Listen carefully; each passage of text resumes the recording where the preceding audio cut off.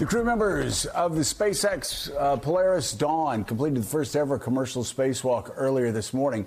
Out of the 4 private citizens on board, only 2 ventured outside the capsule, the lucky 2.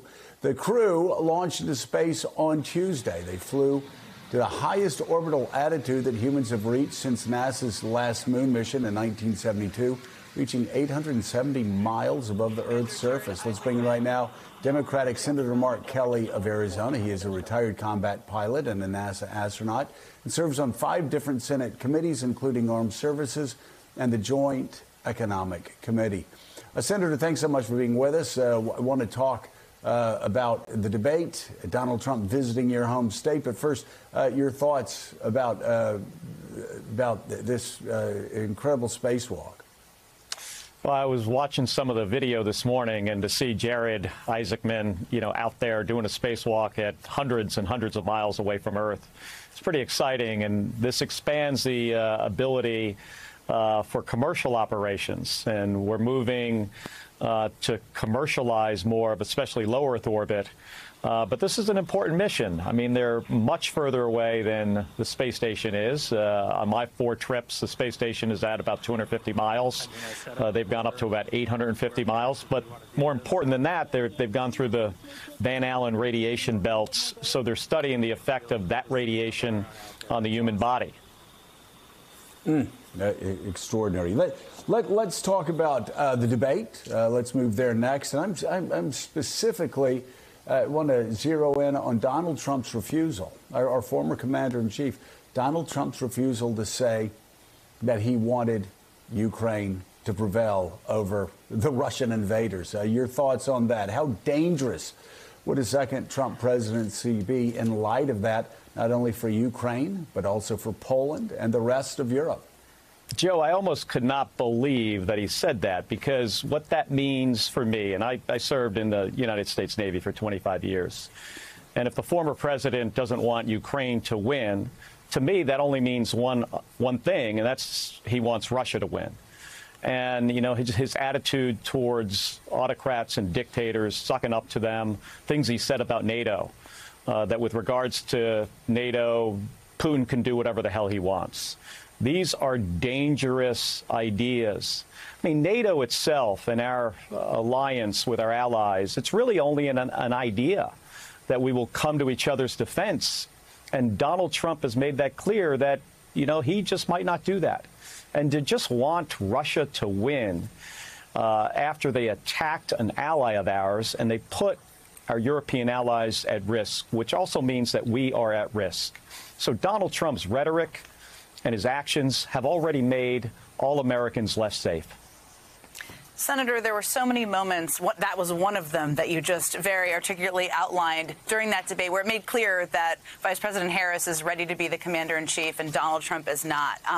But this is now, as you well know, a debate doesn't win an election. You know the people of Arizona and what's on their minds. Was there a moment from that debate that you think, I wish the people from Arizona could see this moment? I hope the campaign puts money behind it, because it really draws the contrast. There was abortion, there was national security, there were the economy. What stuck out to you that you think would really resonate with people in your state?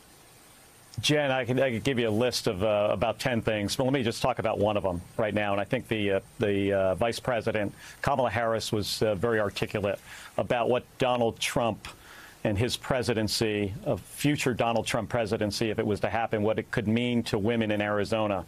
So Donald Trump took away a very fundamental right for women, and that's to make decisions about their own bodies, about abortion. He took that away. He owns it.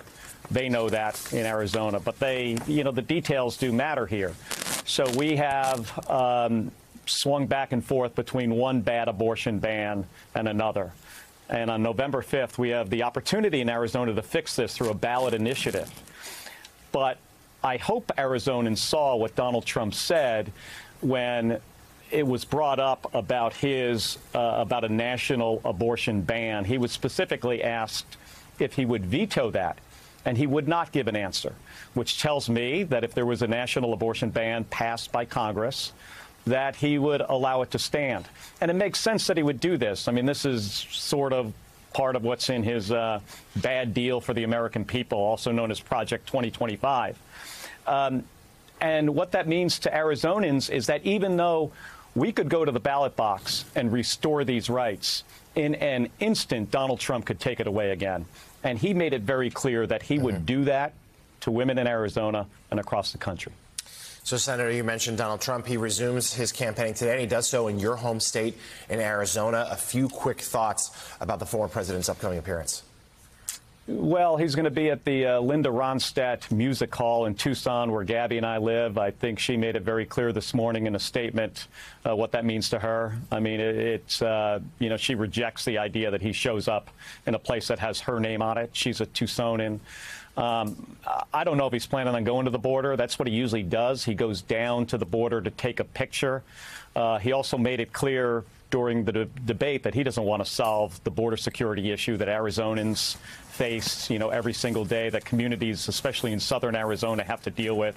He told Republicans in the United States Senate, after we, Democrats and Republicans, negotiated a very strong border security bill, that they couldn't vote for it because he needed it for the election. He made that very clear, because Donald Trump isn't about solving problems.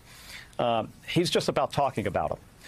What we heard from Kamala Harris is she is focused on the American people. She wants to help the American people. She wants to help them deal with the problems that they face every day, whether it's the cost of housing and prescription medication and child care. She is focused like a laser on that.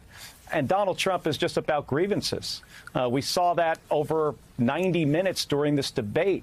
I mean, and he wants to talk about things that the American people don't care about, made up stories about, you know, people eating pets. So I think that debate made it very clear who is ready to be president right now and who is just a relic from the past, who doesn't deserve to be anywhere near the Oval Office. All right, Democratic Senator Mark Kelly of Arizona. Senator, thanks for your time this morning. We appreciate it. Thank you for having me on.